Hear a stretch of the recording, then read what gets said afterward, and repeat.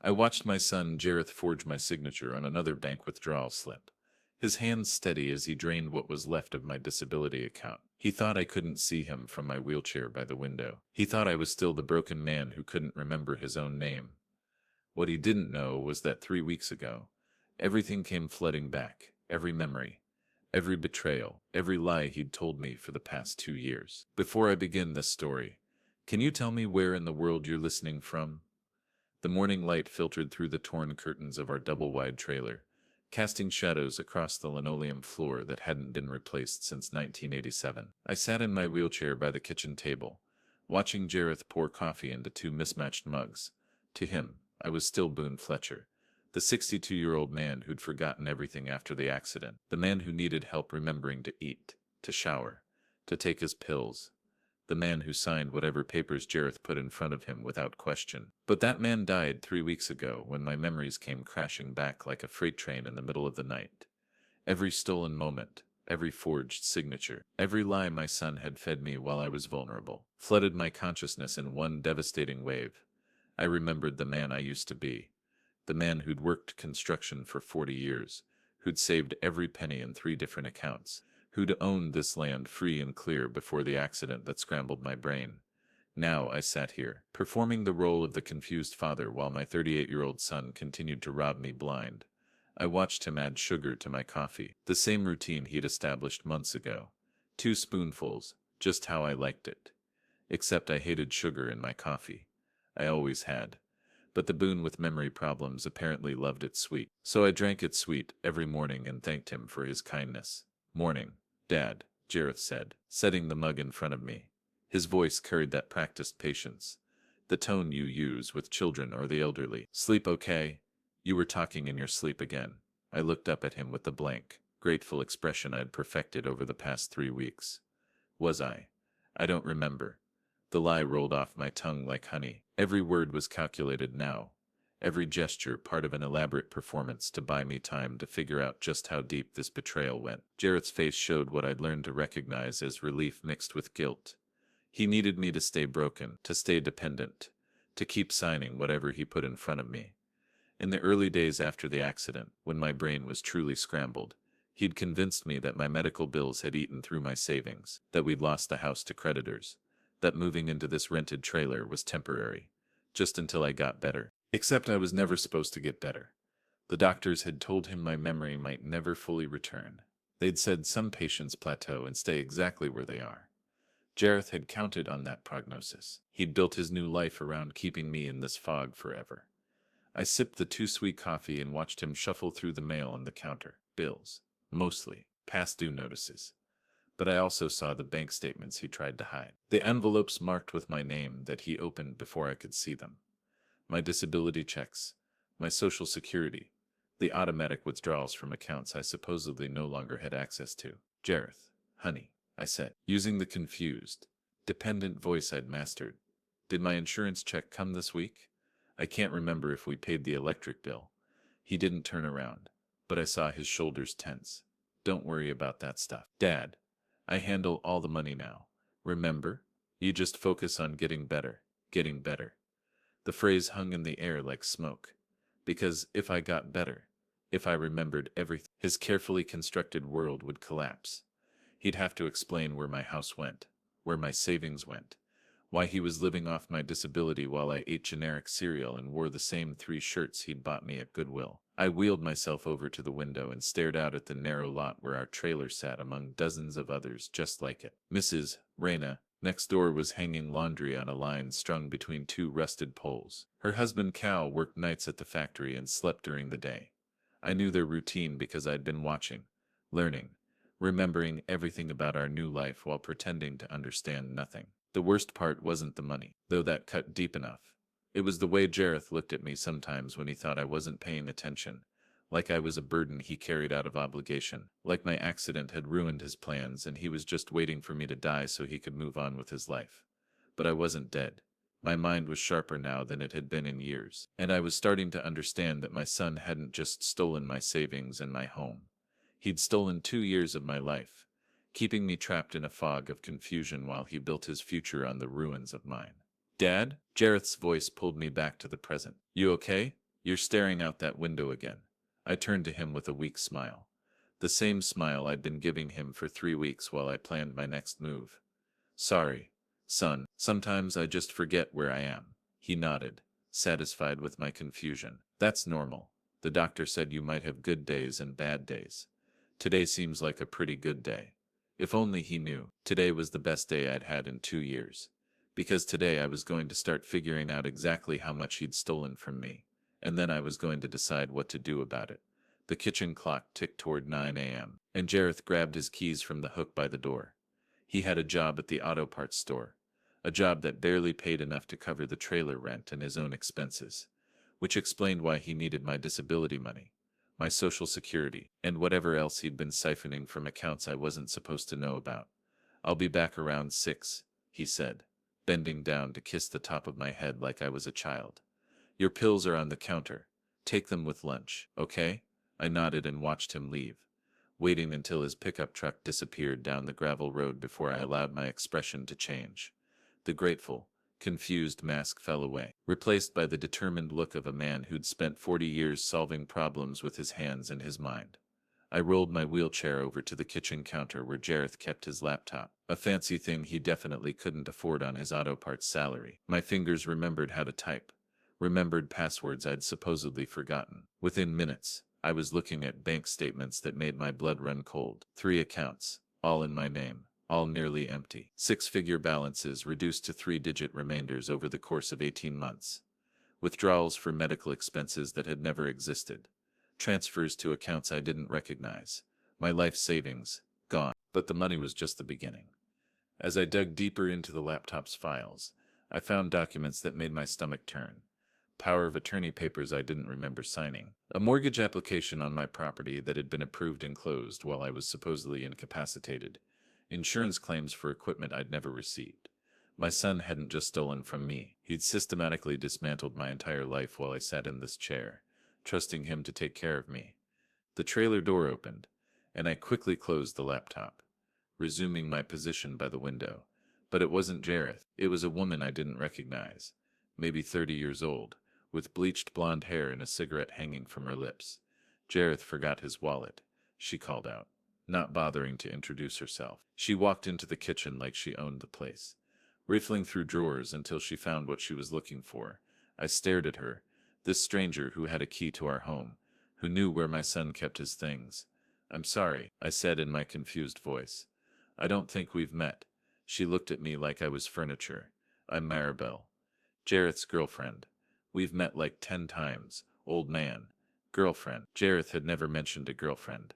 But as I watched Maribel stuff his wallet into her purse, I realized there was probably a lot my son hadn't told me. And judging by the way she looked around the trailer, appraising everything like she was calculating its value, I suspected she knew exactly what Jareth had been doing with my money. She left without another word, and I sat there in the sudden silence, my mind racing with new questions. How long had this relationship been going on? Was she part of the scheme, or just a beneficiary of it? And most importantly, how many other secrets was my son keeping while he played the role of the devoted caregiver? The morning sun climbed higher, burning through the trailer's thin walls and making the small space feel like an oven. I wheeled myself to the bathroom and stared at my reflection in the cracked mirror. The face looking back at me was older than I remembered, marked by 2 years of confusion and dependence. But the eyes were clear now, sharp, angry. I thought about the man I used to be, Boone Fletcher, who'd never backed down from a fight, who'd built half the houses in this county with his own hands. That man would never have let his son steal from him. That man would have demanded answers, consequences, justice. But that man had also loved his son unconditionally, had trusted him completely, had never imagined that the boy he'd raised, the child he'd sacrificed everything for, would see his father's brain injury as an opportunity rather than a tragedy. Now I had to decide which man I wanted to be going forward. The trusting father who'd been betrayed, or the construction worker who knew how to tear things down and build them back up properly. As I wheeled back to the kitchen, I knew the answer. I'd been performing the role of the confused victim for 3 weeks while I gathered information. But the performance was about to end, because Jareth was about to learn that his father's memory hadn't just returned. It had brought reinforcements. The first thing he did when he thought I couldn't remember was steal from me. Now he was going to find out what I did when I remembered everything. 2 years and 4 months ago, I was a different man living a completely different life. I woke up every morning at 5 a.m. in the 4-bedroom house I'd built with my own hands on 12 acres of land my grandfather had left me. The coffee was strong and black, the way I'd always taken it, and I'd sit on the wraparound porch watching the sun rise over the pond while I planned my day. Back then, Jareth lived in Cleveland with a woman named Trina, who worked at a dentist office. They weren't married, but they'd been together for 3 years and seemed happy enough when I visited them every few months. Jareth had a good job at a marketing firm, wore pressed shirts to work, and talked about buying a house in the suburbs. He seemed to have his life figured out in a way that made me proud and a little relieved. I'd raised him alone after his mother died when he was 12. Cancer took her fast and mean, leaving me to navigate teenage years and college applications and all the conversations a father never feels qualified to have. But we'd made it through. Jareth graduated college, got his degree in business, and seemed to be building the kind of stable, middle-class life his mother would have wanted for him. My own life was simpler but satisfying. At 60, I was still working construction, still capable of putting in 10-hour days, framing houses, or laying foundations. The money was good, better than it had ever been with all the new development happening in our area. I had 3 healthy bank accounts, no debt, and a retirement plan that would let me slow down in a few years without financial stress. The accident happened on a Tuesday in October. I remember that morning clearly because it was unseasonably warm, and I decided to leave my jacket in the truck. We were working on a commercial project, a 3-story office building downtown. I was on the 2nd floor, installing support beams with a crew of guys I'd worked with for years. Something went wrong with the crane. Later, the investigators would determine that a hydraulic line had failed, causing the boom to swing unexpectedly. But in that moment, all I knew was that a 2-ton steel beam was coming at me faster than I could move. I remember the sound it made cutting through the air. I remember thinking I was going to die. I remember the impact. Then nothing for 6 weeks. When I woke up in the hospital, Jareth was there. He looked older than I remembered, more tired, and he was wearing clothes I didn't recognize. Cheaper clothes. His hair was longer, unkempt, but his smile when he saw my eyes open was genuine, filled with relief and love that made my chest tight with emotion. "Dad," he said, taking my hand. "Thank God. We weren't sure you were going to wake up." I tried to speak, but my throat was raw from the breathing tube. When I finally managed to croak out words, they came out wrong. I knew what I wanted to say, but the connections between my brain and my mouth seemed scrambled. Simple concepts felt impossibly complex. I knew Jareth was my son, but I couldn't remember his name for several terrifying minutes. The doctors explained that I'd suffered a severe traumatic brain injury. The beam had struck me in the head, causing swelling and bleeding that had required multiple surgeries to relieve. They'd put me in a medically induced coma to give my brain time to heal, but the damage was extensive. My memory was fragmented, my cognitive function severely impaired. The good news, Dr. Henley told us, is that he's alive. The bad news is that recovery from this type of injury is unpredictable. Some patients make remarkable progress. Others plateau and never regain full function. We'll know more in the coming months. Those early weeks were a nightmare of confusion and frustration. I couldn't remember how to write my own name. I'd forget conversations minutes after having them. Simple tasks like getting dressed or making a sandwich became impossible challenges that left me exhausted and humiliated. But Jareth was there through all of it. He took leave from his job to stay with me in the hospital. He learned how to help me with physical therapy, how to prompt me when I couldn't find words, how to be patient when I asked the same question 20 times in an hour. When the hospital discharged me after 2 months, I couldn't go home alone. The house that had felt like a sanctuary now seemed huge and dangerous, full of stairs I might fall down and appliances I might use incorrectly. Jareth moved in to take care of me, sleeping in his old bedroom and transforming his life around my needs. "Don't worry about anything, Dad," he told me during those early days. "I'm going to take care of everything. The bills, the insurance, all of it. You just focus on getting better." I was grateful beyond words.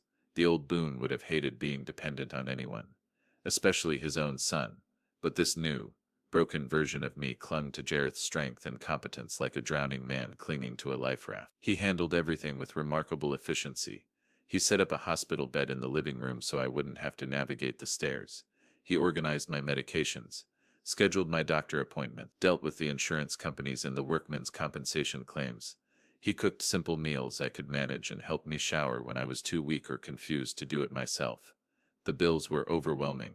He explained, the medical expenses alone were going to eat through my savings.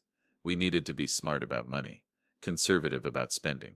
When he suggested we sell some land to pay for my care, I signed the papers without question. When he said we should combine our bank accounts to make managing expenses easier, I trusted his judgment completely. Looking back now, I can see how perfectly he'd positioned himself. I was completely dependent on him for information about my own life. He could tell me anything, and I'd believe it because I couldn't remember enough to contradict him. He was my only connection to the man I used to be, the life I used to live. The months blurred together in a haze of doctor visits and physical therapy sessions. Gradually, some functions returned. I could walk again, though unsteadily. I could hold simple conversations, though I still struggled with complex thoughts or planning. But my memory remained stubbornly fractured. I could remember childhood events with crystal clarity but couldn't recall what I'd eaten for breakfast. Jareth assured me this was normal. The doctors had said recovery could take years, if it happened at all. I was making progress, he told me. I should be patient with myself, but I could see in his eyes that he was starting to lose hope that I'd ever be the father he remembered. Somewhere during this period, I became aware that we'd moved. The big house was gone. Sold to pay for medical expenses, Jareth explained. We were living in a smaller place now, a rental that was more manageable for someone in my condition. I accepted this news the way I accepted everything else, with the confused gratitude of a man who couldn't trust his own perceptions. What I didn't understand then was that the smaller place was this trailer, that the rental was in a park 40 minutes from my old home, surrounded by people I'd never met in a community I'd never been part of. I didn't understand that my beautiful house on 12 acres had been sold for a fraction of its worth to a developer who'd demolished it within months to build a strip mall. I also didn't understand that Jareth's job in Cleveland was gone, that Trina had left him when he'd moved back to take care of me, that his promising career had been derailed, and he was now working retail to make ends meet while using my disability payments to keep us afloat. All I knew was that my son had sacrificed everything to take care of his broken father, that he'd given up his own life to rebuild mine. The guilt of that sacrifice was almost harder to bear than the brain injury itself, but guilt was better than the truth I'd learned 2 years later. Because, at least guilt assumed that Jareth's sacrifices had been made out of love rather than calculation. At least guilt assumed that he'd been trying to help me rather than help himself to everything I'd worked 40 years to build. The last clear memory I had from that period was a conversation we'd had about 6 months after the accident. I was sitting in the trailer's tiny living room, struggling to put together a jigsaw puzzle that would have taken me 20 minutes before the injury. Jareth sat across from me, paying bills on his laptop. "I'm sorry," I told him, the words coming out thick and slow. "I'm sorry I ruined your life." He looked up from the computer screen, and for just a moment, I saw something in his expression that I couldn't identify, something that wasn't quite the love and patience I'd grown accustomed to seeing there. "You didn't ruin anything, Dad," he said. "We're going to be fine. We're going to get through this together." But now I knew what I'd seen in his face that night. It wasn't grief for his lost opportunities or frustration with his changed circumstances. It was calculation.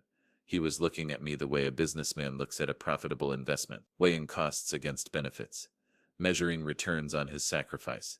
I'd thought he was saving me, but he was actually harvesting me, piece by piece, until there was nothing left but an empty shell who signed papers and cashed checks and never asked inconvenient questions about where all the money went. The beautiful irony was that his plan had worked perfectly right up until the moment it didn't. My brain had healed itself just enough to remember everything, including the man I used to be, the man who'd never let anyone steal from him, the man who always paid his debts, even when the price was higher than he'd expect. It happened at 3 in the morning on a Tuesday in late September.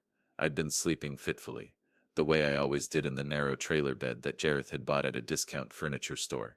My dreams had been fragments lately, pieces of memories that didn't quite fit together, like trying to assemble a puzzle with half the pieces missing. Then something shifted in my brain, like a dam breaking or a switch being flipped. I sat up in bed, fully awake, and suddenly I could remember everything. Not gradually, not in pieces, but all at once, like someone had turned on every light in a dark house simultaneously.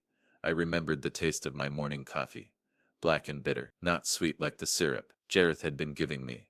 I remembered the weight of my hammer in my hand, The satisfaction of driving a nail perfectly straight in one clean stroke. I remembered my house. Every room I'd built with my own hands. Every piece of furniture I'd bought with money I'd earned. I remembered my bank account numbers, my passwords, my property deed. I remembered the conversation I'd had with my lawyer about setting up a trust for Jareth, how we'd talked about making sure he'd be taken care of if anything happened to me. I remembered refusing to put his name on my accounts because I wanted him to earn his own way in life. Most of all, I remembered the man I'd been before the accident. Boone Fletcher, who'd never taken charity from anyone, who'd worked 60-hour weeks to put his son through college, who'd owned his land free and clear since he was 35 years old. I sat in that narrow bed for 2 hours, letting the memories settle back into place like sediment in a jar of water. Every conversation I'd had with Jareth over the past 18 months took on new meaning. Every document I'd signed, every decision I'd trusted him to make, every explanation he'd given me about our dire financial situation. All lies, every single word. When the sun finally came up, I heard Jareth moving around in the kitchen, starting his morning routine. The coffee maker gurgled to life, and I smelled the cheap generic brand he'd been buying instead of the Colombian blend I'd always preferred. I heard him open the refrigerator, probably checking to see if we had enough milk for my cereal. The same conversation we had every morning because my memory problems meant I couldn't remember what we'd bought at the store. I got out of bed carefully, quietly, and made my way to the bathroom. In the mirror, I looked at the face of a man who'd been pretending to be confused for 6 months while his son systematically destroyed his life. My reflection looked older, thinner, more fragile than the man I remembered being. But my eyes were clear for the first time in 2 years. I had a choice to make. I could walk into that kitchen and confront Jareth immediately, demand answers, explode with the righteous anger that was building in my chest like steam in a pressure cooker. Or I could be smart about this. I could keep playing the role while I figured out exactly how deep this betrayal went. The construction worker in me chose the second option. When you discover structural problems in a building, you don't start swinging a sledgehammer right away. First, you assess the damage. You figure out what can be saved and what needs to be torn down. You make a plan.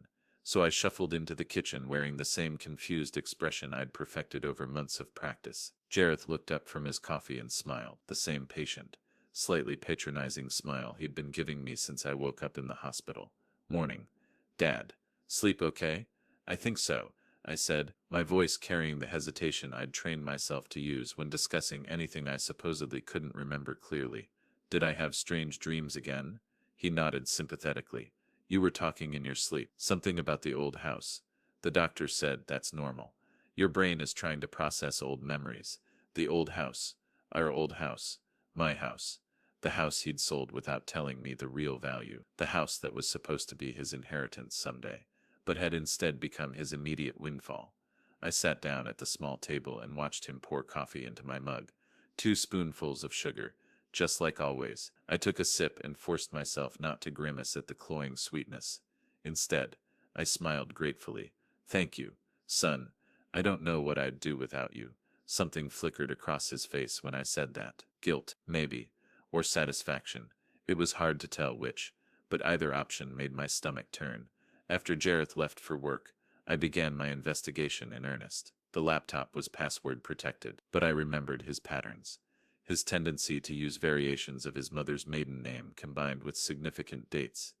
It took me 3 tries to get in, and then I was looking at 2 years of financial records that painted a picture of systematic theft that was both comprehensive and breathtakingly audacious. My savings accounts had been drained gradually, a few thousand at a time, always with notations about medical expenses or household needs.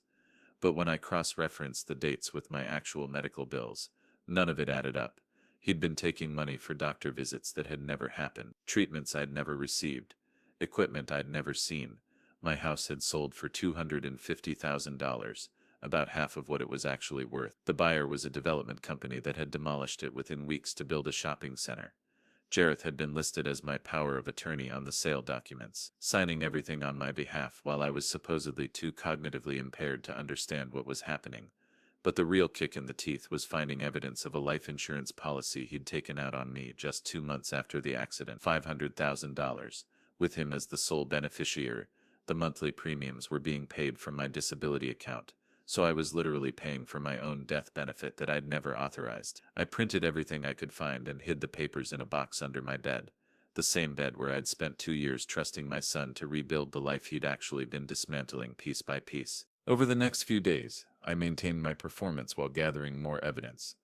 I called my bank using the phone number I'd memorized decades ago, pretending to be confused about account access. The customer service representative patiently explained that my son had power of attorney and had been managing all transactions for over a year. She couldn't give me specific information without proper verification, but she suggested I visit a branch in person with identification. I called my old insurance company and learned that my policy had been changed significantly after the accident. The coverage had been reduced, the beneficiaries altered, and several claims had been filed that I didn't remember authorizing. Again, all handled through Jareth's power of attorney. Each phone call revealed new layers of betrayal. He hadn't just stolen my money, he'd systematically erased my legal existence as an independent adult. Every institution I'd dealt with for decades now saw him as my legal guardian and me as an incompetent ward who couldn't be trusted to manage his own affairs. The scope of his planning was both impressive and terrifying. This hadn't been an impulsive decision made in the heat of financial pressure. He'd thought it through, researched the legal requirements, and executed a plan that would have been foolproof if my memory had never returned. But the worst discovery came when I found emails between Jareth and someone named Maribel discussing their plans for after the old man is gone. They talked about my death like it was an inevitable business development, speculating about life insurance payouts and property sales. There was no emotion in their correspondence, no grief or guilt about profiting from my demise. I was just an asset to be liquidated when the time was right. Reading those emails, I felt something crack inside my chest that had nothing to do with my physical injuries. This was my son, the baby I'd held in the hospital when he was the toddler who'd followed me around construction sites wearing a miniature hard hat, the teenager I'd driven to college with a truck full of dreams and possibilities. Somewhere along the way, that boy had been replaced by a stranger who saw his father's brain injury as a business opportunity, who calculated the value of my life against the cost of my care and decided that keeping me confused and dependent was more profitable than helping me recover. I sat in my wheelchair by the trailer window for hours that day, watching the world outside while my mind processed the full magnitude of what had been done to me. Mrs. Raina was hanging laundry again, the same routine she'd followed every day since we'd moved here. Cal's truck was in the driveway, which meant he was sleeping before his night shift at the factory. These people had become my neighbors without my knowledge or consent. This tiny lot in a rundown trailer park had become my address while my real home was demolished to make room for a strip mall. My entire life had been relocated and downsized while I sat in a fog of confusion, trusting the one person who should have protected me. But I wasn't confused anymore. And now I had to decide what kind of man I was going to be going forward, the loving father who'd been betrayed, or the construction worker who knew how to tear things down when they couldn't be fixed. As the afternoon wore on, I realized that those weren't mutually exclusive options. I could be both. I could love my son and still hold him accountable for what he'd done. I could grieve for the relationship we'd lost while building something new from whatever was left. But first, I needed to understand exactly how much damage had been done, and I needed to figure out if there was anything left of my old life that could be salvaged or if I was starting completely from scratch at 62 years old. The trailer door opened at exactly 6 p.m., and Jareth walked in carrying a bag from the grocery store. He moved through his evening routine with practiced efficiency, checking on me, sorting through the mail, starting dinner preparations. "How was your day, Dad?" he asked. The same question he asked every evening. I looked up at him with the grateful smile I'd been perfecting for 3 weeks. "Good, son. Quiet. I watched some television and took my pills." He nodded, satisfied with my compliance. "That's good. Dak Chen says routine is important for your recovery." Recovery. The word hung between us like a lie waiting to be exposed, because we both knew now that my recovery was the last thing he wanted. My confusion was his livelihood. My dependence was his security. My incapacity was his opportunity. But what he didn't know was that his opportunity had just become my advantage. For the first time in 2 years, I knew more than he did. I knew exactly what he'd stolen, exactly how he'd done it, and exactly what it was going to cost him when I decided to collect what he owed me. The first thing he'd done when my memory was gone was steal everything I'd built. Now he was about to learn what I could build from nothing when I had something worth building toward. The breakthrough came when I found Jareth's second cell phone hidden behind a stack of automotive magazines in his bedroom closet. I'd been searching his room during his work hours, moving carefully through his belongings while maintaining the fiction that I was too impaired to be curious about anything beyond my own basic needs. The phone was an expensive model, much nicer than the basic device he carried openly. When I powered it on, I discovered a completely separate life that my son had been living while playing the role of devoted caregiver. Text messages revealed relationships I'd never heard about, financial dealings that had nothing to do with my care, and a lifestyle that was impossible to maintain on his auto parts store salary. The messages between Jareth and Mirabelle painted a picture of a couple who'd been together for over a year, making plans that extended far beyond what his legitimate income could support. They talked about vacations to Florida, a new truck he was planning to buy, investments in something called the business that required significant upfront capital. But the most damaging evidence was a series of photos Mirabelle had sent showing off purchases that I now realized had been made with my money. Designer handbags, expensive jewelry, restaurant meals that cost more than we supposedly spent on groceries for a month. She was living like a woman whose boyfriend had money, because he did. He just hadn't earned it himself. I found conversations about properties they were considering buying, discussions about expanding the operation, and references to other people who were apparently involved in whatever scheme they were running. Names I didn't recognize: Cassidy, who seemed to handle documentation, and Lyle, who was described as their contact at the bank. The scope of what I was discovering made my hands shake as I photographed everything with the old digital camera I'd found in a box of my personal belongings. This wasn't just a son stealing from his disabled father. This was an ordnance operation with multiple participants, and I was apparently not their only victim. One message thread made my blood run cold. Mirabelle had written, "How long before the insurance thing kicks in?" Jareth's response was chilling in its casualness. "Doc says could be any time. Heart problems run in his family. Just need to be patient." They weren't just stealing my savings. They were waiting for me to die so they could collect the life insurance policy I'd never authorized. And from the tone of their messages, they weren't planning to wait indefinitely for nature to take its course. I spent 3 days processing what I'd found, planning my next moves with the methodical approach I'd learned from 4 decades of construction work. Every job started with a foundation, and the foundation of my response had to be legal protection. If Jareth was willing to forge documents and steal money, he wouldn't hesitate to have me declared incompetent again if he suspected I was recovering my faculties. The first step was getting to town without his knowledge. I'd been pretending to be unable to drive, but my motor skills had actually returned months ago. The pickup truck we'd bought to replace my old vehicle was registered in both our names, another detail that made sense now that I understood Jareth's long-term planning. I waited until a Thursday morning when Jareth left for work and Mrs. Reyna was visiting her sister in the next county. The keys were hanging on the hook by the door, exactly where I'd expected them. I drove slowly, carefully, hyper-aware that any accident or traffic stop could expose my deception before I was ready.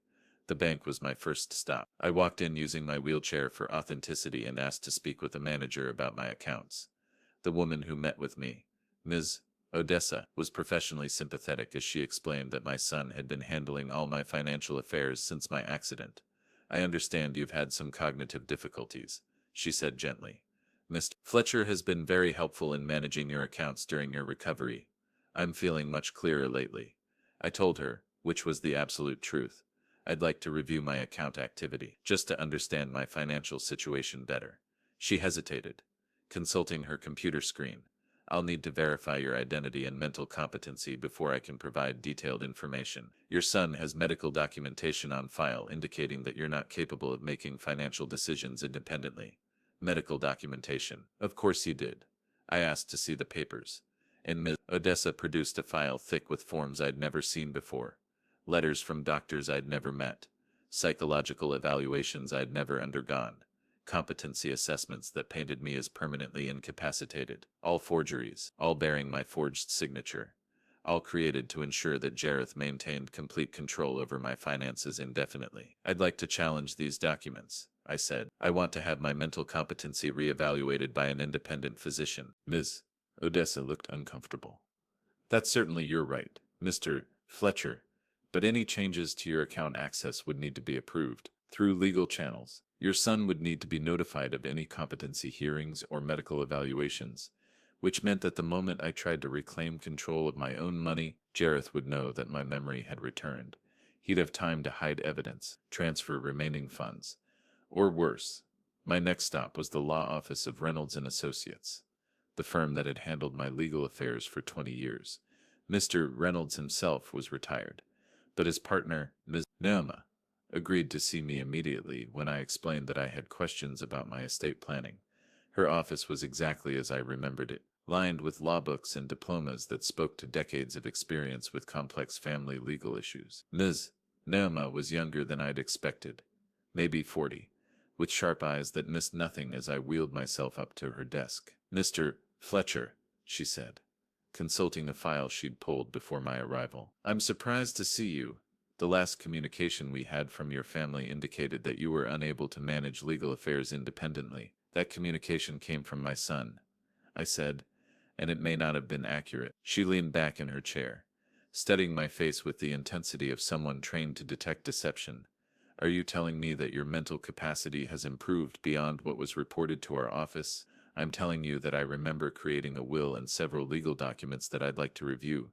I'm also telling you that some things have been done in my name that I didn't authorize and may not have been legally valid." Ms. Naoma's expression grew more serious. "Those are significant allegations, Mr. Fletcher. If you're claiming that legal documents were executed without your knowledge or consent, we're talking about potential fraud charges." She pulled out my file and spread the contents across her desk. I saw my original will, unchanged since I'd created it 15 years ago. I saw the power of attorney documents that gave Jareth authority to act on my behalf in case of incapacity, and I saw several newer documents that I'd never seen before: property transfer agreements, insurance beneficiary changes, banking authorizations, all bearing my signature, all notarized, all completely legal according to the paperwork trail, but I'd never signed any of them. "Ms. Naoma," I said, "I need you to help me understand something. If someone forged my signature on legal documents while I was incapacitated, what would the penalties be? For the forger? Substantial. We're talking about felony fraud, elder abuse, theft of assets, potentially federal charges if bank fraud is involved. Prison time would be virtually guaranteed, especially if the amounts involved were significant. And what if the forger was a family member? That would make it worse, not better. Courts take a very dim view of family members who exploit elderly or disabled relatives. The penalties would be severe, and there would be no plea bargaining down to lesser charges." I sat in my wheelchair, processing the weight of what I was learning. Jareth hadn't just stolen money from me. He'd committed multiple felonies that would put him in prison for years. The life insurance fraud alone was probably worth a decade behind bars. But he was still my son, the baby I'd rocked to sleep, the child I'd taught to ride a bicycle, the young man I'd hugged goodbye when he left for college. Somewhere underneath the criminal who'd been systematically destroying my life was the boy I'd raised and loved. "Ms. Naoma," I said slowly, "if someone wanted to address these issues without necessarily involving criminal charges, what options would be available?" "That would depend on cooperation from all parties involved," she said. "Restitution agreements, civil recovery actions, family mediation.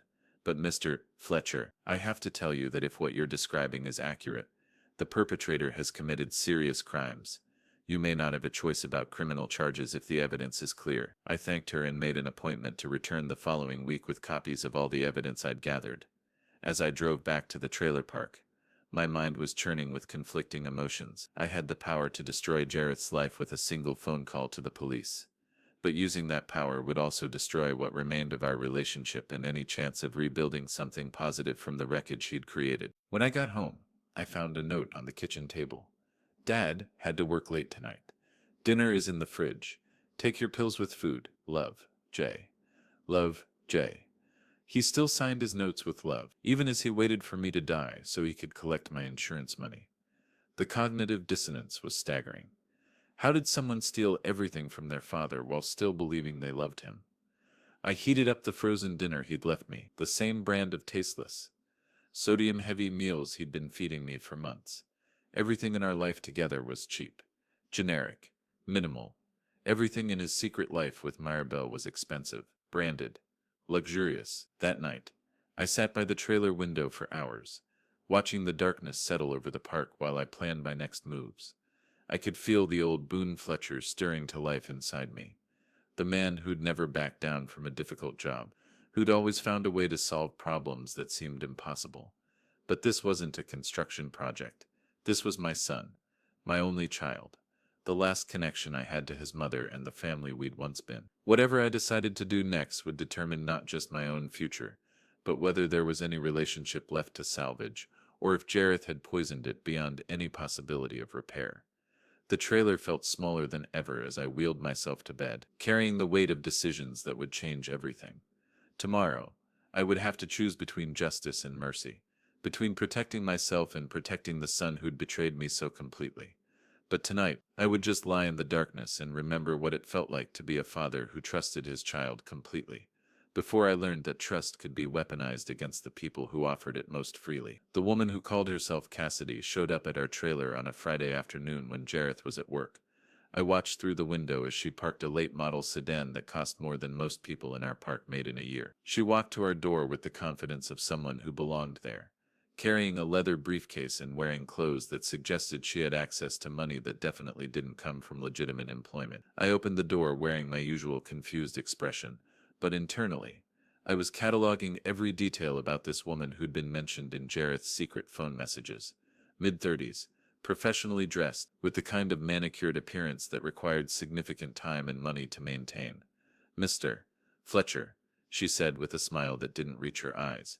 "I'm Cassidy Morrison from Midwest Estate Planning Services. Your son asked me to stop by and review some paperwork with you."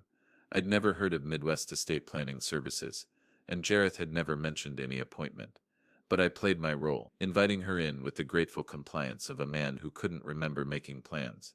She spread documents across our small kitchen table, all bearing official-looking letterhead and my forged signature. Insurance policies I'd never authorized, investment accounts I'd never opened, estate planning documents that transferred ownership of assets I didn't remember owning. "These are just routine updates," she explained in the patronizing tone people use with the elderly and impaired. "Nothing you need to worry about. I just need you to sign here and here to confirm that everything is current." I stared at the papers, recognizing my own forged signature from previous documents, but playing the part of someone too confused to understand what he was looking at. "I don't remember discussing these with Jareth," I said. "That's perfectly normal given your condition." Cassidy replied smoothly. "Your son handles all your financial planning now. These documents just formalize arrangements that are already in place." She was good at this. I realized.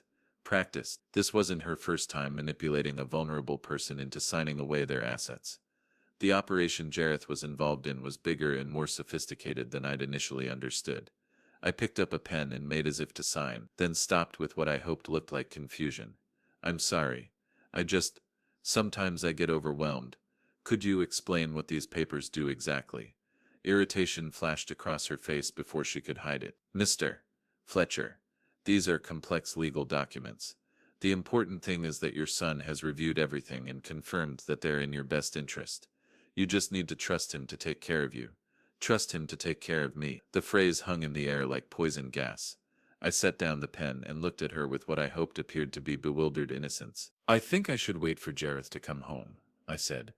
"I don't like to sign things when he's not here." Cassidy's professional mask slipped entirely. "Mr. Fletcher, your son specifically asked me to handle this today because he's working late. These documents need to be filed by Monday, or there could be significant tax consequences." Tax consequences, another lie in a web of lies that had apparently been designed to pressure vulnerable people into quick decisions. I maintained my confused expression while filing away every word she said. "I'm sorry," I repeated. "I just don't feel comfortable signing anything without Jareth here." She gathered up the papers with barely concealed frustration. "I'll speak with your son about rescheduling. But Mr. Fletcher, delays like this can be very costly. You're lucky to have someone like Jareth looking out for your interests." After she left, I immediately called the number on her business card. It went to a voicemail system that sounded legitimate, but when I researched Midwest Estate Planning Services online, I found a website that had been created less than 6 months ago. The address listed was a P.O. box, and the only staff member mentioned was Cassidy Morrison herself. A front company. Jareth wasn't just stealing from me, an individual. He was part of an organized group that targeted elderly and impaired people systematically. They had fake credentials, professional-looking documents, and a system for pressuring victims into signing away their assets. That evening, I was waiting in my wheelchair by the door when Jareth came home. He looked tired and stressed, carrying the weight of maintaining his double life. "How was your day, Dad?" he asked, going through his usual routine of checking the mail and starting dinner preparations. "A woman came by today," I said, watching his reaction carefully. "She said you sent her to have me sign some papers." Jareth froze for just a moment, then forced a casual tone. "Oh, that was probably Cassidy from the estate planning company. Did you take care of that paperwork?" "I told her I wanted to wait for you to come home," I said. "I don't like signing things when you're not here." Relief washed over his face so clearly that I wanted to scream. He was relieved that I'd maintained my helpless dependence, relieved that I hadn't shown enough independence to handle a simple transaction on my own.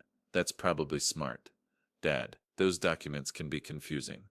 I'll review them with you this weekend." But the weekend came and went without any mention of the papers. Cassidy didn't return, and Jareth acted as if the entire incident had never happened, which told me that whatever those documents contained, they weren't time-sensitive legal requirements. They were another attempt to steal something from me, and my resistance had forced them to abandon that particular approach. Over the next week, I began noticing other irregularities in our routine. Phone calls that Jareth took outside, claiming they were work-related. Visitors who came to the trailer park but never approached our door, just sat in their cars watching our home. Packages delivered to neighbors that Jareth would retrieve after the delivery trucks left. I started keeping a detailed log of everything I observed, using a notebook I hid inside an old photo album. Dates, times, license plate numbers, descriptions of people who seemed to be involved in whatever operation Jareth was running. The pattern that emerged was of a sophisticated criminal enterprise with multiple moving parts and careful coordination. The realization that my son wasn't just a desperate man making bad choices but an active participant in organized fraud changed everything.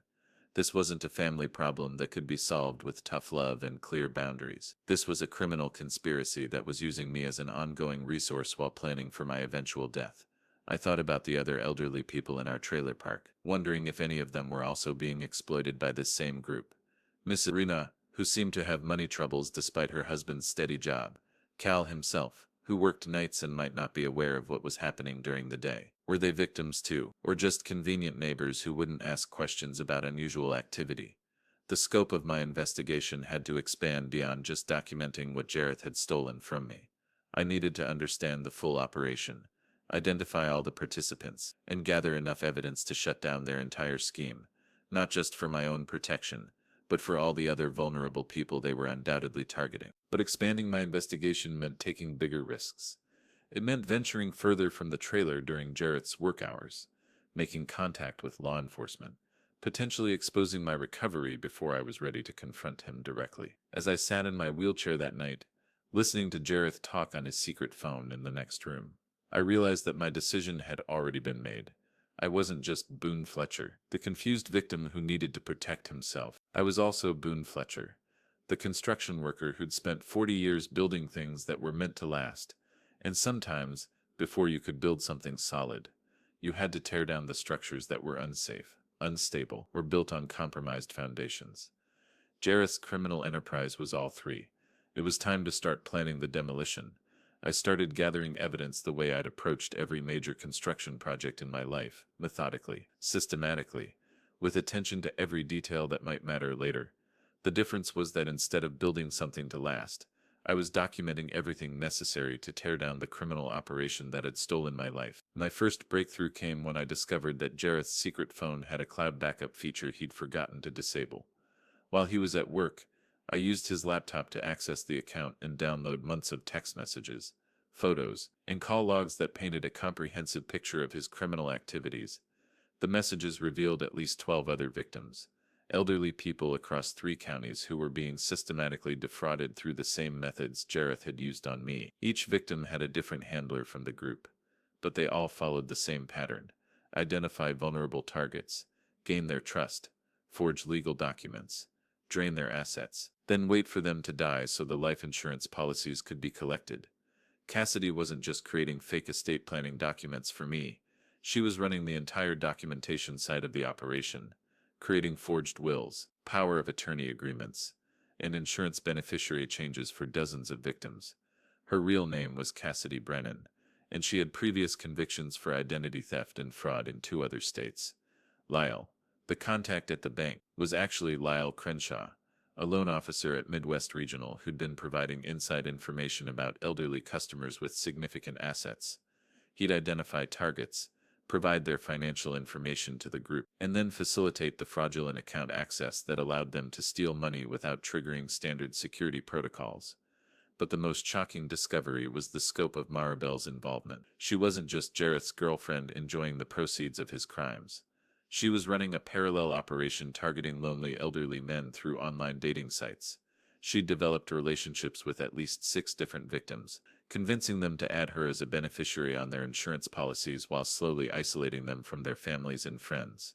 The messages between group members discussed their victims like livestock, rating them based on their asset values and life expectancies.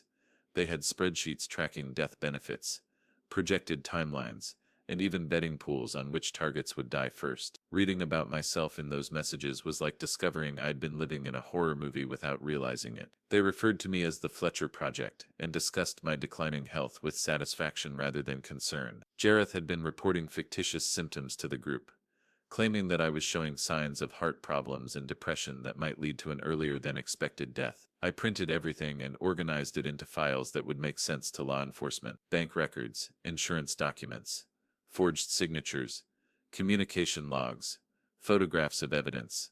By the end of the week, I had enough material to fill 3 bankers' boxes with proof of multiple felonies committed by at least 8 different people. But I still faced the same fundamental problem. The moment I revealed that my memory had returned, Jareth would know that I'd been gathering evidence. He'd have time to destroy documents, warn his accomplices, and potentially disappear before law enforcement could build a case. The solution came to me while watching Mrs. Reyna hang laundry outside my window. She worked with methodical precision, hanging each item in a specific order, checking the weather forecast before deciding what to wash on any given day. She planned ahead, prepared for contingencies, and never left anything to chance. I needed to approach this investigation the same way. Instead of confronting Jareth directly or going to the police immediately, I would create a comprehensive evidence package and place it in the hands of multiple people simultaneously: law enforcement, the FBI white-collar crime unit, the state attorney general's office, and the media. By the time Jareth realized what was happening, it would be too late for him to cover his tracks or escape the consequences. I started by contacting Detective Morrison at the county sheriff's office. I'd known her father from construction jobs 20 years ago, and she'd grown up hearing stories about the houses we'd built together. When I called and identified myself, she agreed to meet with me immediately. "Mr. Fletcher," she said when I arrived at her office, "I have to say, you look much better than the reports we received suggested you would." I'd driven myself to the meeting, walked into the building without assistance, and spoken clearly and coherently about complex legal matters. It was obvious that my supposed mental incapacity had been greatly exaggerated. "Detective Morrison," I said, "I need to report multiple felonies involving elder abuse, fraud, and conspiracy. But before I give you any specifics, I need to know that your department can act quickly once I provide evidence." She leaned forward, suddenly very attentive. "What kind of timeline are we talking about?" "Hours, not days. The moment the perpetrators realize they've been exposed, they'll destroy evidence and potentially flee. Everything needs to happen simultaneously." Detective Morrison called in her supervisor, and within an hour, I was meeting with a team that included representatives from the FBI Financial Crimes Unit and the State Attorney General's Elder Abuse Task Force. I spread my evidence across the conference table like blueprints for a construction project, walking them through each element of the conspiracy in the same methodical way I'd approached building foundations. The federal agents were particularly interested in the multi-state aspects of the operation and the involvement of bank employees in facilitating the fraud. The state investigators focused on the elder abuse charges and the systematic targeting of vulnerable victims. "Mr. Fletcher," the FBI agent said, "this is one of the most comprehensive elder fraud operations we've seen. The evidence you've gathered could result in prosecutions that shut down similar operations across the region. They agreed to coordinate their response, with arrests scheduled for the following Friday when all the major players would be available. Jareth would be taken into custody at his workplace, Cassidy at her fake office, Lyle at the bank, and Maribel at the apartment she shared with one of her elderly victims. But that left me with 6 days to maintain my performance while knowing that everything was about to change. 6 days of drinking sweet coffee and pretending to be confused while my son continued planning for my death. The hardest part was watching Jareth go through his evening routines, making dinner, asking about my day, maintaining the facade of being a caring son. Part of me wanted to confront him immediately, to demand explanations and apologies, but I knew that any change in my behavior could jeopardize the investigation and allow other victims to continue being exploited. So I sat in my wheelchair and played the role of the grateful, dependent father while inside. I counted down the hours until justice would finally be served. I thought about the man I used to be, the one who'd always believed that hard work and honesty would be rewarded, that family meant something sacred, that trust was earned through years of consistent behavior. That man had been naive in some ways, but he'd also been strong, and that strength was still there, buried under 2 years of confusion and betrayal but not destroyed. It had just been waiting for the right moment to re-emerge. Friday morning, I would wake up as Boone Fletcher, the victim. By Friday evening, I would be Boone Fletcher, the survivor, ready to rebuild whatever life was possible from the ruins of the one that had been stolen from me. The construction worker in me knew that demolition was always the hardest part of any rebuilding project, but it was also the most necessary. You couldn't build something solid on a compromised foundation, and Jareth's foundation had been rotten from the moment he'd chosen money over family, theft over honesty, greed over love. Now it was time to tear it all down and see what could be built from whatever remained. Thursday night was the longest night of my life. I lay in the narrow trailer bed, listening to Jareth move around in the next room, knowing that in 12 hours, everything would change forever. I'd spent weeks gathering evidence, building a case, preparing for this moment. But now that it was almost here, I felt the weight of what I was about to do to my only child. He was still my son. Somewhere underneath the criminal who'd been systematically destroying my life was the little boy who'd cried when he broke his arm, falling out of a tree I'd built him a treehouse in. The teenager who'd hugged me at his high school graduation while promising he'd make me proud. The young man who'd called me every Sunday from college just to hear my voice. But he was also the man who'd been waiting for me to die so he could collect my life insurance money, who'd forged my signature dozens of times, who'd convinced me that I was losing my mind while he was actually stealing my life piece by piece. I got up around 4 a.m. and made myself coffee the way I actually liked it, black. Bitter, strong enough to cut through the fog of pretense I'd been living in for 3 weeks. For the first time since my memory returned, I allowed myself to taste something real. When Jareth woke up, I was back in character, drinking the sweet syrup he prepared for me and smiling gratefully as he went through his morning routine. But I watched him differently now, looking for signs of the person he'd become. The way he checked his secret phone when he thought I wasn't looking. The careful way he sorted through the mail, hiding anything that might confuse his narrative about our financial situation. The practiced patience in his voice when he spoke to me, like an actor who'd been playing the same role for so long he'd forgotten it was just a performance. "Big day at work today," he said, putting on the cheap clothes that maintained his facade of financial struggle. "Inventory day. I might be home a little late." Inventory day. I wondered if that was code for something else. Another meeting with his criminal associates or another elderly victim he needed to manipulate. Or maybe it really was just inventory day at the auto parts store, and he was compartmentalizing his crimes so completely that he could go through normal work routines while planning felonies in his spare time. After he left, I called Detective Morrison to confirm that everything was still on schedule. The arrests would begin at 2 p.m., coordinated across multiple locations. By the time Jareth's workday ended, he'd be in custody along with the rest of his criminal associates. I spent the morning reviewing my evidence one final time, making sure I hadn't missed anything that might help the prosecutors build their case.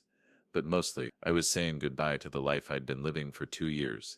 This trailer, with its narrow rooms and cheap furniture, had been my prison. But it had also been my home, the place where I'd slowly rediscovered who I was underneath the confusion and dependency. Mrs. Reyna came by around noon to check on me, the way she did every few days. She was a kind woman who'd never known the truth about my condition, but she'd shown me genuine neighborly concern during the months when I'd actually needed it. "You look different today, Boone," she said, studying my face with the sharp eyes of someone who'd raised 6 children and could read people like weather patterns. "More alert, more like yourself." For a moment, I considered telling her everything, explaining that I'd been pretending to be confused while gathering evidence against my own son, that in a few hours, the FBI would be arresting him for elder abuse and fraud, that everything she thought she knew about our family situation had been a lie. Instead, I just smiled and said, "I'm having a good day, Raina. Some days are better than others." She nodded, accepting the explanation that maintained the story I'd been telling for weeks. But she squeezed my shoulder before she left, and I knew that she understood something significant was happening, even if she didn't know what. At exactly 2 p.m., my phone rang. Detective Morrison's voice was crisp and professional. "Mr. Fletcher, we have all 4 primary suspects in custody: Jareth Fletcher, Cassidy Brennan, Lyle Crenshaw, and Mirabel Santos. We also executed search warrants at 3 locations and seized computers, documents, and financial records." I closed my eyes and felt something break loose in my chest. Relief, grief, anger, and exhaustion all crashed together in a wave that left me trembling in my wheelchair. "Thank you," I managed to say. "Mr. Fletcher, we're going to need you to come in for a formal statement. But I want you to know that your evidence has likely prevented dozens of other elderly people from being victimized. You did the right thing, the right thing." I sat in the sudden silence of the trailer, trying to process what that phrase meant. I'd sent my son to prison. I'd destroyed what remained of our family. I'd chosen justice over mercy, law enforcement over loyalty. But I'd also protected other people from being exploited the way I had been. I'd exposed a criminal operation that was stealing from vulnerable victims across multiple states. I'd refused to let my love for Jareth be used as a weapon against the innocent people he was targeting. The afternoon passed slowly. I kept expecting to hear Jareth's truck in the driveway, his key in the door, his voice calling out his usual greeting. But there was only silence, broken occasionally by the sounds of other people living their normal lives in the neighboring trailers. Around 6 p.m., Detective Morrison called again. "Mr. Fletcher, I thought you should know that all 4 suspects have confessed to their involvement in the fraud operation. The evidence you provided was so comprehensive that their attorneys advised them to cooperate fully in hopes of reduced sentences." Jareth had confessed. My son had admitted to stealing from me, forging my signature, and waiting for me to die so he could collect my insurance money. The small part of me that had hoped this was all a misunderstanding, that there might be some explanation that would preserve our relationship, finally died. "What happens now?" I asked. "They'll be arraigned tomorrow morning. The federal charges alone carry potential sentences of 10 to 15 years. With the elder abuse enhancements and the conspiracy charges, they're looking at significant prison time, 10 to 15 years. Jareth was 38 years old. By the time he was released, he'd be in his 50s, and I'd probably be dead. We'd never have the chance to rebuild our relationship, never have the conversations that might help me understand how the loving child I'd raised had become the criminal who'd betrayed me so completely." That evening, I sat by the trailer window and watched the sun set over the park where I'd been living without my knowledge or consent for 18 months. Tomorrow, I'd start the process of reclaiming my life, recovering what assets could be recovered, figuring out what kind of future was possible for a 62-year-old man starting over from nothing. But tonight, I just grieved. For the son I'd lost, for the trust that had been broken, for the years we'd never get back, for the father I used to be, who'd believed that love and sacrifice were enough to ensure that your children would honor the values you'd tried to teach them. I thought about calling someone, but I'd been isolated from friends and extended family for so long that I wasn't sure who would even remember me. Jareth had been my only connection to the world beyond this trailer park, and now that connection was severed forever. The phone rang around 9 p.m., a number I didn't recognize. "Mr. Fletcher? This is Sarah Chen, Jareth's ex-girlfriend from Cleveland. I just heard about what happened on the news. I wanted you to know how sorry I am." Sarah Chen. I remembered her name from before the accident, but I'd never met her. She'd broken up with Jareth shortly after he'd moved back to take care of me. "I don't know if this helps," she continued, "but I wanted you to understand that the man who did this to you isn't the person I fell in love with. Jareth changed after your accident. He became secretive, angry, obsessed with money. I tried to help him, but he wouldn't let me. That's why I had to leave. Her words hit me like a physical blow, because they suggested that my son hadn't always been the criminal who'd betrayed me, that the accident had changed him too, in ways that were destructive rather than healing, that maybe we'd both been victims of the same trauma, just in different ways. But that didn't excuse what he'd done. It didn't justify the theft, the forgery, the systematic exploitation of my vulnerability. Understanding why someone commits crimes doesn't make them less guilty of committing them. Thank you for calling, I told Sarah. I appreciate you reaching out. After she hung up, I sat in the darkness for hours, trying to reconcile the father I'd been with the man I was becoming. Tomorrow would bring lawyers, insurance investigators, financial auditors, and reporters. I'd have to explain my story dozens of times, relive the betrayal over and over again for people who needed to understand the scope of what had been done to me. But I'd also have to decide what kind of man I wanted to be going forward, whether I'd let this experience make me bitter and suspicious, or whether I'd find a way to rebuild a life that honored the values I'd always tried to live by. The old Boone Fletcher had believed in hard work, honesty, and family. Two of those values had survived intact. The third would need to be redefined, expanded beyond blood relationships to include the people who showed up when it mattered, who could be trusted with truth, who understood that love was demonstrated through actions rather than words. I'd lost a son today, but I'd also found myself, and tomorrow, I'd start building a life that was worthy of the man I'd always tried to be, even when I couldn't remember who that was. 6 months later, I was living in a small house I'd rented on the outskirts of town, far enough from the trailer park to feel like a different life, but close enough to the construction work that was helping me rebuild my finances. My memory was completely intact now, and my physical strength had returned enough that I could handle light carpentry jobs for contractors who remembered my reputation from before the accident. The legal proceedings had been swift and decisive. Jareth pleaded guilty to federal fraud charges and was sentenced to 12 years in federal prison. Cassidy received 15 years. Lyle got 8. And Maribel was sentenced to 10 years plus restitution to her multiple victims. The life insurance policy Jareth had taken out on me was voided, and I recovered about 60% of my stolen assets through asset forfeiture and restitution orders. The house I'd built with my own hands was gone forever, demolished to make room for a strip mall that bore no trace of the 40 years of memories it had replaced. But I'd used part of the recovered money to buy 10 acres of similar land 20 miles away, and I was planning to build again. Smaller this time, more appropriate for a man my age living alone, but solid and built to last. The hardest part wasn't the financial recovery or the legal proceedings. It was learning to live with the silence where my son's voice used to be. No phone calls, no visits, no shared meals or conversations about his day at work. The relationship we'd had before the accident was gone as completely as if he'd died instead of being sent to prison. But I'd also discovered relationships I'd forgotten existed, former coworkers who'd been asking about me for 2 years, wondering why I'd disappeared without explanation. Neighbors from my old community who'd been told I was too impaired to maintain friendships but had never stopped caring about my welfare. Church members who'd known my wife and remembered my family with kindness and concern. Mrs. Reyna had stayed in touch, visiting my new house regularly to check on my progress and bring casseroles that reminded me what home-cooked food was supposed to taste like. She'd never asked for details about what had happened with Jareth, but she understood that I'd been a victim of something terrible and was rebuilding my life from the ground up. "You look like yourself again," she told me during one visit, watching me install new kitchen cabinets with the precision I'd maintained through 40 years of construction work. "Like the man you were before all the trouble started." She was right. I felt like myself again, but also like a different version of myself. More careful about trust, more aware of vulnerability, more grateful for genuine kindness. The man I'd been before the accident had believed that family loyalty was automatic, that blood relationships guaranteed certain protections. The man I was now understood that family was something you built through consistent actions rather than something you inherited through genetics. Detective Morrison had stayed in contact throughout the legal proceedings, keeping me informed about the broader investigation that had grown out of my case.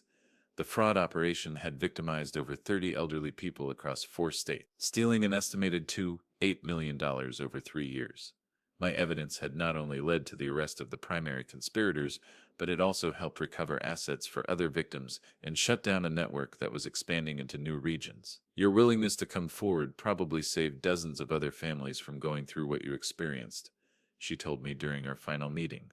I know that doesn't undo what was done to you, but it means something. It did mean something, not enough to justify what I'd lost, but enough to help me understand that my suffering had served a purpose beyond my own recovery. Other elderly people were living in their own homes instead of being exploited in trailers. Other families were intact because their children hadn't been tempted by the easy money that came from defrauding vulnerable parents. I'd received one letter from Jarrett since his sentencing, a brief apology that acknowledged what he'd done without really explaining why he'd done it. He wrote that he was getting counseling in prison, that he was trying to understand how he'd become someone capable of betraying his own father. He asked for forgiveness but didn't request visits or phone calls, understanding that some damage couldn't be repaired with words. I'd written back once, a short response that told him I forgave him for my own peace of mind, but that our relationship couldn't be rebuilt on the foundation of what he'd destroyed. That forgiveness didn't mean forgetting, and healing didn't mean returning to the way things used to be. Some nights, I still dreamed about the little boy who'd followed me around construction sites, eager to learn how to use tools and build things that would last. But those dreams felt like memories of a different person's child, connected to my past but not part of my future. The future I was building was smaller but more intentional. Work that used my skills without overwhelming my aging body. Friendships based on mutual respect rather than obligation. A home designed for the life I was actually living rather than the life I'd once imagined sharing with family. On Sundays, I drove to the cemetery where my wife was buried and told her about my week, my progress, my plans for the house I was building. I'd never been much for talking to graves, but the conversations helped me process the loneliness that was the price of the independence I'd fought so hard to reclaim. I'm okay, I told her on the Sunday that marked exactly 1 year since my memory had returned. I'm different than I was, but I'm okay. The house is coming along. I think you'd like the kitchen design. The October wind rustled the leaves on the oak tree I'd planted at her gravesite 20 years ago. It had grown taller than I'd expected, strong enough now to weather storms that would have broken it as a sapling. That afternoon, I drove to the job site where I was helping frame a house for a young couple expecting their first child. They'd hired me based on recommendations from other contractors, trusting my reputation without knowing the details of what I'd been through in the past 2 years. Working with my hands again felt like prayer. Each precise cut and carefully placed nail a small act of faith in the future. This house would shelter a family I'd never meet, protect children who weren't born yet, stand as a testament to the belief that some things were worth building, even when you couldn't control how long they'd last. As the sun set behind the half-finished frame, I stood back and assessed the day's progress with the satisfaction that came from work done correctly. Tomorrow, I'd return and continue building, adding one piece at a time to something that was designed to endure. The first thing my son had done when I lost my memory was steal everything I'd built, but he'd learned the same lesson I'd taught him as a child, even though he'd forgotten it for a while. Everything you build with your own hands can be destroyed, but the skills and strength that built it remain. And those were the only things that truly belonged to you, the only inheritance that couldn't be stolen or forged or signed away. The knowledge of how to start over, how to build something solid from whatever materials you had available, how to trust the process even when you couldn't see the finished product. I locked my tools in the truck and drove toward the house I was building for myself, carrying plans for tomorrow's work and the quiet satisfaction of a man who'd remembered not just who he used to be, but who he was capable of becoming. The memory that came back had shown me the worst thing my child could do, but it had also reminded me of the best thing I could do. Keep building, keep trusting the process, keep faith with the values that had sustained me through 40 years of honest work. Some foundations could survive anything, and mine, it turned out, had been stronger than either of us had realized.